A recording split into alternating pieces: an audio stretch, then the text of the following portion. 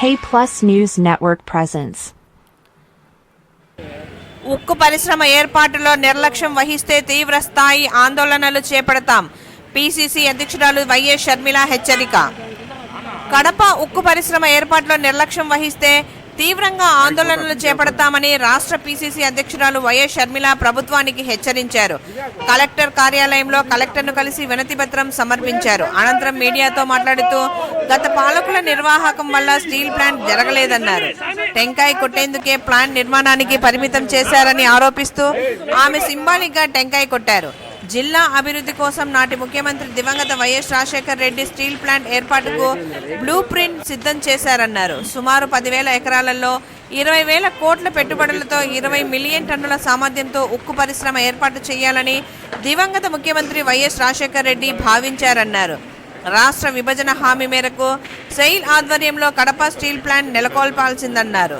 2014లో కేంద్రంలో కాంగ్రెస్ పార్టీ అధికారంలో వచ్చి ఉంటే ఈ పార్టీకి స్టీల్ ప్లాంట్ పూర్తయ్యేదన్నారు.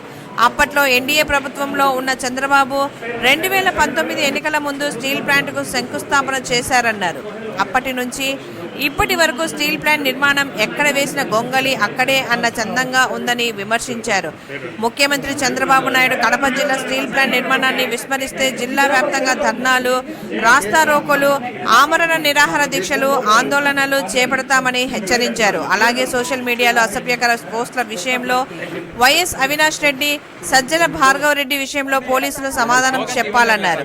ఈ కార్యక్రమంలో డీసీసీ అధ్యక్షురాలు విజయజ్యోతి, నగర అధ్యక్షులు అబ్దుల్ ఖాన్, కాంగ్రెస్ పార్టీ అసెంబ్లీ సమన్వయకర్త బండి జకరయ్య, కాంగ్రెస్ నాయకులు సయ్యద్ గౌస్పీర్, ప్రొద్దుటూర్ కాంగ్రెస్ సమన్వయకర్త ఇర్ఫాన్ బాషా నేతలు పాల్గొన్నారు.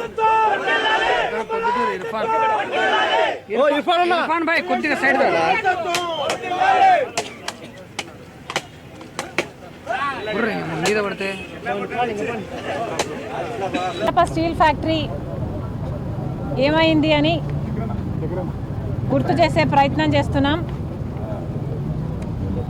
కడప స్టీల్ ఫ్యాక్టరీ శంకుస్థాపనల ఫ్యాక్టరీగా మిగిలిపోయింది. చెల్లి పెళ్ళి చేయాలి మళ్ళీ మళ్ళీ అన్నట్టు కడప స్టీల్ ఫ్యాక్టరీకి శంకుస్థాపనలు చేయాలి మళ్ళీ మళ్ళీ లాగా తయారైంది. ఈరోజు టెంకాయలు కొట్టే ప్రాజెక్టుగా కడప స్టీల్ ఫ్యాక్టరీ గత పాలకులు తయారు చేశారు. ఇది ఎక్కడి న్యాయమని అడుగుతున్నాం. రాజశేఖర్ రెడ్డి గారు శంకుస్థాపన చేసింది ఆయన అధికారంలో ఉన్నప్పుడు 2008లో అయితే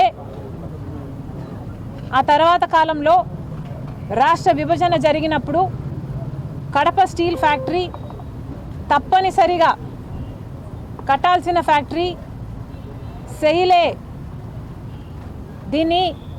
సెయిల్ ఆధ్వర్యంలోనే దీన్ని కట్టాలి అని విభజన హామీలలో ఒక హామీ కడప స్టీల్ ఫ్యాక్టరీ.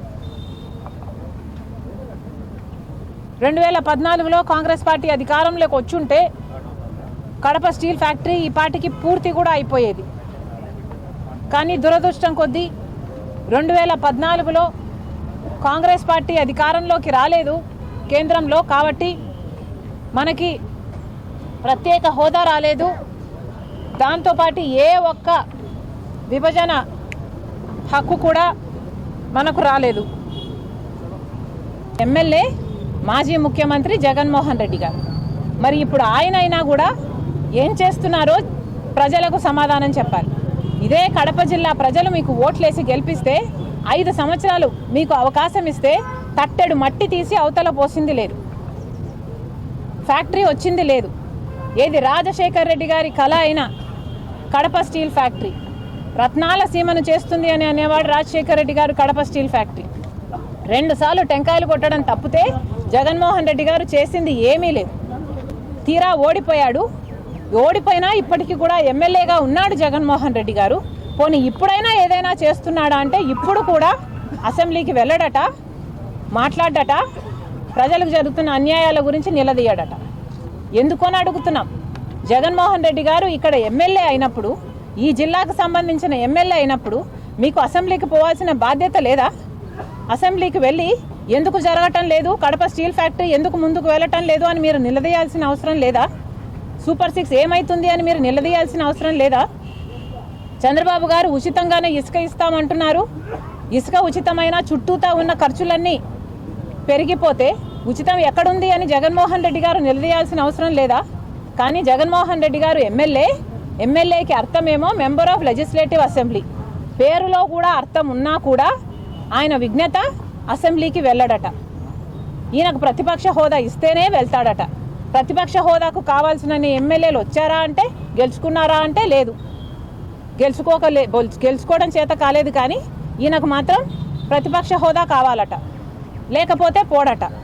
చిన్నపిల్లలు చాక్లెట్ ఇస్తేనే స్కూల్కు వెళ్తా అన్నట్టుగా ఉంది ఇక్కడ. ఇదేనా మీ విజ్ఞత? జగన్మోహన్ రెడ్డి గారైనా వైసీపీ ఎమ్మెల్యేలైనా ఆలోచించుకోవాల్సిన అవసరం ఉంది. చెప్పాల్సింది ఏమిటంటే ఎంపీ అయినా ఎమ్మెల్యే అయినా అవినాష్ రెడ్డి గారైనా జగన్మోహన్ రెడ్డి గారైనా వీళ్ళకి చిత్తశుద్ధి లేదు అని నిరూపణ అయిపోయింది. వైసీపీ పార్టీ 5 సంవత్సరాల అధికారంలో ఉండి కూడా కడప స్టీల్ ఫ్యాక్టరీ కోసం టెంకాయలు కొట్టడం తప్పితే చేసింది ఏమీ లేదు. అంతకుముందు చంద్రబాబు గారు కూడా ఒకసారి టెంకాయ కొట్టారు, చేసింది ఏమీ లేదు. అందుకనే కాంగ్రెస్ పార్టీ ఈరోజు వార్నింగ్ ఇస్తుంది. కడప స్టీల్ ఫ్యాక్టరీ ఈ ప్రాంతానికి చాలా ముఖ్యమైన ఫ్యాక్టరీ. ఈ ప్రాంత అభివృద్ధి కోసం కడప స్టీల్ ఫ్యాక్టరీ రావాల్సిందే. కాబట్టి కాంగ్రెస్ పార్టీ అల్టిమేటం ఇస్తుంది ఈరోజు ప్రభుత్వానికి. కలెక్టర్ గారు కూడా ఇదే చెప్పాము. ఈరోజు కాంగ్రెస్ పార్టీ చాలా సీరియస్గా ఉంది కడప స్టీల్ ఫ్యాక్టరీ రావాలి అన్న విషయంలో. కడప స్టీల్ ఫ్యాక్టరీ రావాలి. మీరు స్పందించకపోతే, ప్రభుత్వం తరపు నుంచి మీరు స్పందించకపోతే చంద్రబాబు గారు గమనించుకోవాలి,